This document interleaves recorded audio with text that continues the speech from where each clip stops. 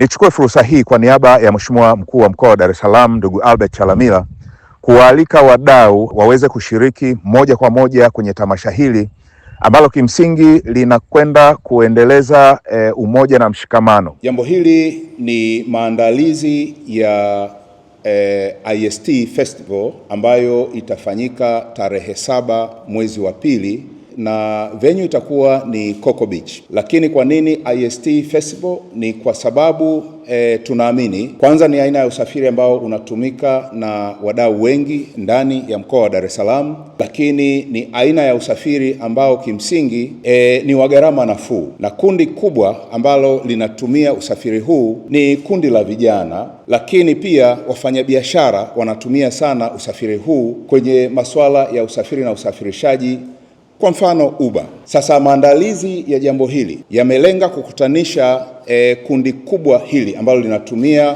usafiri wa IST ndani ya mkoa wa Dar es Salaam, kukaa pamoja, kuweza kuwa na tafakari pana ya namna ambavyo tunaweza kuendelea kushirikiana, lakini kuongea lugha moja, lakini mwisho wa siku ni kujenga umoja. Na ni ombe sasa, kwa sababu leo ni siku ambayo tunazindua rasmi safari ya kuelekea kilele hicho cha tarehe 7 mwezi wa pili kwenye mkutano huo au makutano hayo ya magari ya aina ya IST. Niombe wadau waweze kutuunga mkono sisi kama mkoa wa Dar es Salaam ili tuweze kuongea lugha moja, na huu utakuwa mwanzo mzuri wa kuweza kuwa tunashirikiana na kuwa tunakutana pamoja kwenye sherehe za namna hii. Kwenye mkoa wetu na halmashauri zake tunaendelea kutoa mikopo ya 10%,